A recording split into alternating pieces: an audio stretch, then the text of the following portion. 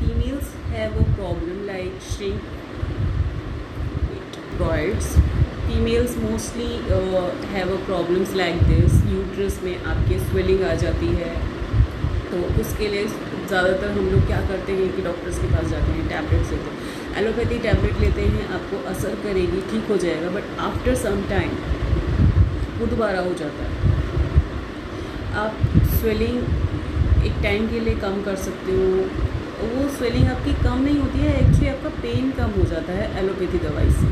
वो सुन कर देता है उस जगह को कि आपको पेन का असर नहीं होता, तो स्वेलिंग कम नहीं होती है, आपका पेन कम हो जाता है, राइट। और अगर आप होम्योपैथी दवाई लेते हैं, वो आई बिलीव इन होम्योपैथी दवाइज, that's why I am telling you कि अगर आप होम्योपैथी दवाई लेते हैं तो वो आपका कम कर देता है, जड़ से भी ख़त्म करता है, may be, I think, but आपको बहुत लंबे टाइम तक लेना होता है। और अगर आप एक टाइम के बाद होम्योपैथी छोड़ देते हो तो वो चीज़ दोबारा असर दिखाने लगती है। दवाई आप होम्योपैथी लो, एलोपैथी लो, वो ख़त्म भी हो जाएगी, तब भी आप दवाई छोड़ दे ही वो आपको प्रॉब्लम दोबारा हो जाएगी। तो इसीलिए हम लोग कहते हैं आपको कोई भी प्रॉब्लम हो, कोई भी बीमारी हो बॉडी में, वर्कआउट इज़ नीड।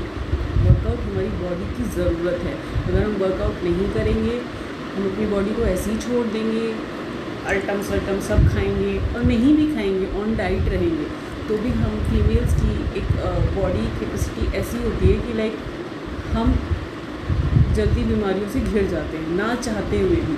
अब अगर आप स्ट्रेस में हो तो 10 तरह की बीमारियां आपकी बॉडी में आ जाएंगी। स्ट्रेस नहीं भी ले रहे हो, घर में हो, खाली बैठे हो या घर का काम भी कर रहे हो, तो भी हमारे अंदर कब किसी को शुगर होता है, किसी को थायराइड होता है, किसी को कोई प्रॉब्लम होती है। जो यूट्रस की प्रॉब्लम है वो मेनली एक तो सिस्ट भी होता है, हम लोगों को सिस्ट भी हमारा इसी तरह से होता है, आता है जाता है। इसका जो प्रॉपर हमें इलाज डॉक्टर बताता है, वो कहता है आप ऑपरेशन सिजेरियन करा लो, सिस्ट निकल जाएगी, फिर नहीं होगी। फिर ये एक लास्ट उसका ऑप्शन है। आप दवाइयाँ खाते हो, सिस्ट तब तक ठीक रहती है, फिर दोबारा हो जाती है।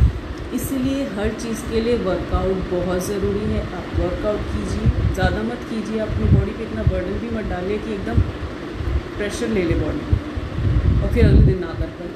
धीरे धीरे शुरू कीजिए, हल्का हल्का शुरू कीजिए, योगा से शुरू कीजिए, बॉडी को स्ट्रेच कीजिए। जब तक बॉडी आपकी खुलेगी नहीं तब तक आप कुछ नहीं कर पाओगे।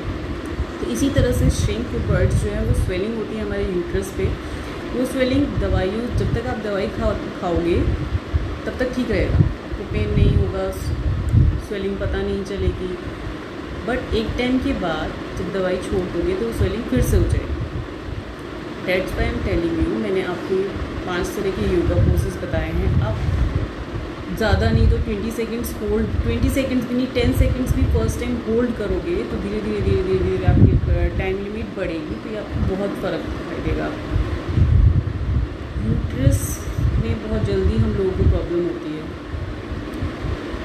हमारे एक्चुअली क्या होता है कि यूट्रस में बहुत तरह के इश्यूज़ होते हैं। सिस्ट हो गया, स्वेलिंग हो गया, डिस्चार्ज की जो प्रॉब्लम होती है, डिस्चार्ज होता है, बहुत स्मेली डिस्चार्ज होता है, उसमें भी प्रॉब्लम होती है, बहुत स्मेल आती है डिस्चार्ज में। आप अगर वर्कआउट करेंगे ना तो आपके वर्कआउट के थ्रू वो गन निकल जाता है, तो स्मेल धीरे धीरे करके चली जाती है। इसी तरह से वर्कआउट के थ्रू आपकी स्वेलिंग भी धीरे धीरे धीरे धीरे चली जाएगी। आप बॉडी को स्ट्रेच करोगे, बॉडी को खोलो, बॉडी को खोलना बहुत ज़रूरी है। ये 5 पोजेस आप रेगुलर मॉर्निंग, इवनिंग, जब आपको टाइम मिले तब कीजिए। और करने के बाद हर एक पोज के बाद 5 से 10 सेकंड का रेस्ट लीजिए। सारे एकदम मत कर दीजिए कि एक किया फिर दूसरा किया फिर तीसरा, नहीं, 5-5 या 10-10 सेकंड का रेस्ट कीजिए, फिर आप सेकंड स्टार्ट कीजिए, थर्ड स्टार्ट कीजिए। इस तरह से कम से कम, ज़्यादा नहीं तो 35 मिनट्स आप अपनी बॉडी को दीजिए, मॉर्निंग या इवनिंग। पर श्रिंक बर्ड्स बहुत बड़ी बीमारी नहीं है, नॉर्मल है, ज़्यादातर लेडीज़ को हो जाती है यूट्रस में स्वेलिंग। इसीलिए अपनी बॉडी का ध्यान रखिए, ये एक बहुत कीमती तोहफ़ा है। समझो मेरी बात को, भगवान ने बहुत प्यारा शरीर दिया है, इसको नवाजा है, इसको आप ही केयर कर सकते हैं। जैसे हम अपने खाने पीने का ध्यान रखते हैं ना, और नहीं भी रखते तो ये बॉडी इसलिए दी है कि हम अच्छा खाएं, अच्छा पहने। फिट रखोगे तो ही तो अच्छा पहनोगे ना। इसी वर्कआउट करो, अपना ध्यान रखो, अच्छा खाओ, प्रोटीन इनटेक करो जितना हो सकता है। दाल खाओ, दाल में प्रोटीन होता है। सोयाबीन, सोया चाप, ये सब चीज़ें लो। वेजिटेबल्स जितनी हो सकती है उतनी लो। आप वेजिटेरियन हो तो वेज में बहुत प्रोटीन होता है, बहुत सारी चीज़ें होती हैं जिनमें प्रोटीन होता है। आप घी मत छोड़ो, दूध मत छोड़ो, रोटी मत छोड़ो।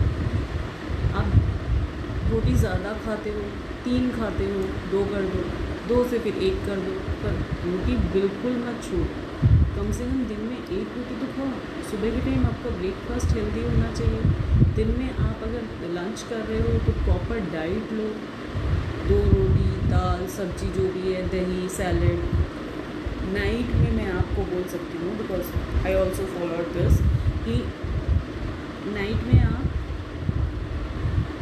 रोटी चावल ये अवॉइड करके आप ओट्स खिचड़ी खा सकते हो, ब्राउन राइस खिचड़ी खा सकते हो, दाल खा सकते हो, और सैलड्स भी खा सकते हो। सैलड में आप खीरा अवॉइड करना रात में, वैसे आप सैलड्स खा सकते हो। कुछ चीज़ें हैं जो आप खा सकते हो जो हमारी बॉडी के लिए अच्छी होती हैं। प्लीज़ ध्यान दीजिए अपनी बॉडी पर। खुश रहो, स्वस्थ रहो, घर पे रहो, सेफ रहो। बट हाँ,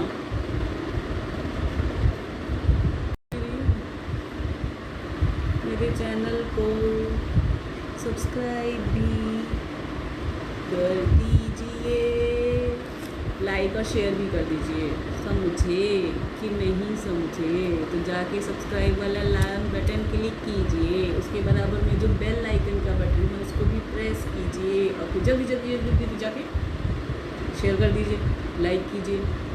जितने लाइक उतने शेयर उतने कमेंट, तो मज़ा आता है ना, मोटिवेशन मिलता है। बाय, मेरे चैनल को सब्सक्राइब कीजिए। Love you all, bye, take care.